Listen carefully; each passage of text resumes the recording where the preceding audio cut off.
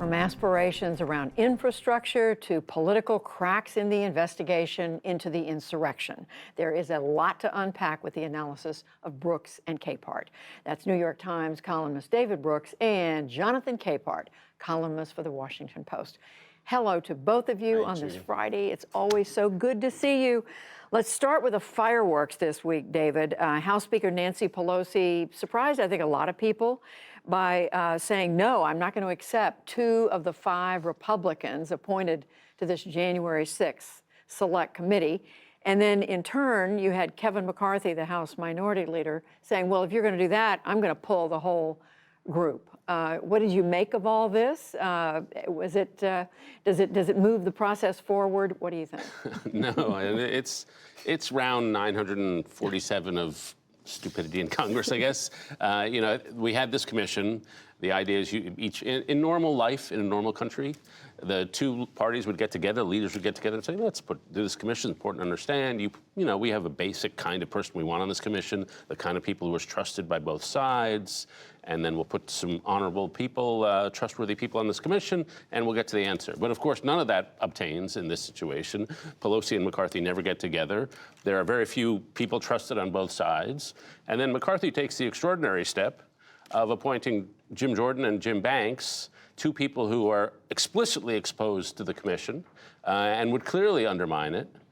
He could have picked any one of dozens of other people who would have been quiet and seemed sort of normal, but this is like throwing it right in your face, and Pelosi then takes another extraordinary step of not letting the Republicans pick their own people.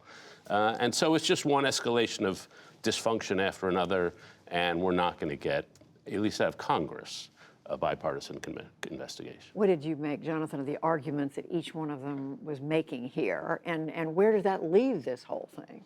Well, I just want to push back on something David just said, that Speaker Pelosi wouldn't let Leader McCarthy pick his own people.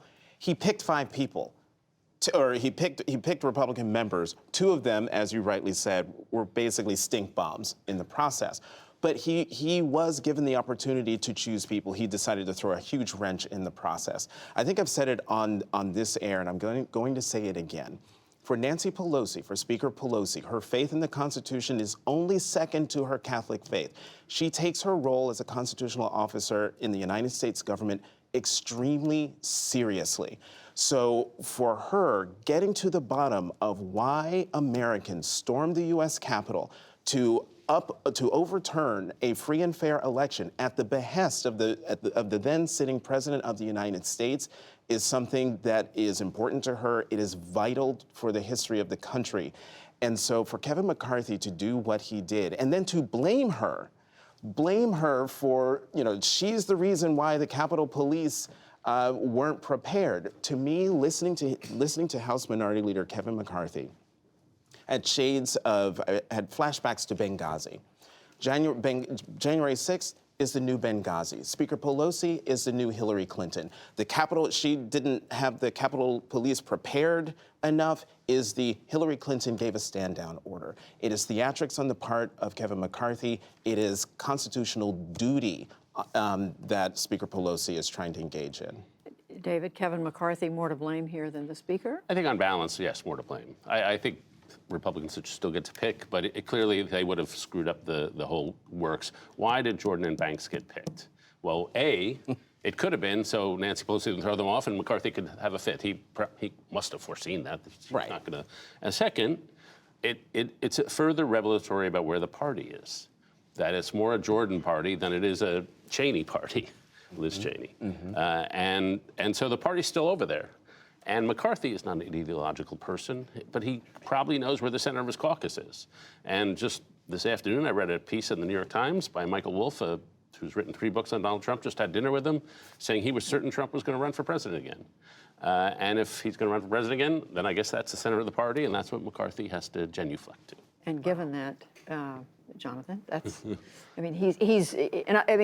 this is a minority leader of the party who is responding to the in his view, the titular head of the Republican Party. Right, and also taking his cues to where he thinks the base of the party is, and then there's another golden rule to keep in mind. I told you the golden rule about Speaker Pelosi. Here's the golden rule about House Minority Leader Kevin McCarthy. Everything he says, everything he does is geared to one goal, becoming Speaker of the House. That's why you see him doing what he's doing. Infrastructure, our favorite subject. I know you're dying to talk about it. Negotiators are still negotiating, David, but it looks like the smoke signals look like something's going to happen. Are you getting the sense that this is going to be a good thing? How are you reading all We this? should have Thomas the Tank Engine to talk about infrastructure, be more PBS-like. Wait a minute. I meant that in a good way. I think what's interesting to me is that for those who remember last week's episode, there are two bills. There's a bipartisan bill that's smaller and infrastructure-y, and then there's a partisan reconciliation bill that's more progressive. One would have thought the partisan-only bill would have had smoother sailing, because it's just all Democrats. But to me, it looks like the bipartisan bill is progressing. I mean, of course, they're negotiating and there are stops and starts. But that bill seems to be really moving forward. And I begin to wonder, say they pass or at least get a deal on the bipartisan bill, do a bunch of moderate senators on the Democratic side say, I got what I need. I really don't need this other bill. And so I wonder if the bill I thought was more secure is actually more in trouble, which would be the partisan reconciliation. You mean in trouble among Democrats? Among Democrats. Among Democrats. How are you reading this, John? Well, you mentioned smoke signals. To me, that says that something might be on fire. And so just before we came out here, a story hit about how there's another wrinkle. Last week, it was Republicans were against the pay for by the IRS enforcement. You had the interview yesterday with Senator Capito, and you asked her a question about that. Then earlier this week, it was, I guess even this morning, battle over transit funding, the proportion of transit funding. Then just before we came on, there's a story about there's consternation among Democrats because Republicans are pulling out something related to the prevailing wage. It seems like this bipartisan bill that you have so much hope for, there's still so many moving pieces and so many embers that are burning that I don't know if the bipartisan bill is really going to make it. We'll see on Monday, so they say. Yeah, we'll learn more early next week. We think. Vaccine politics.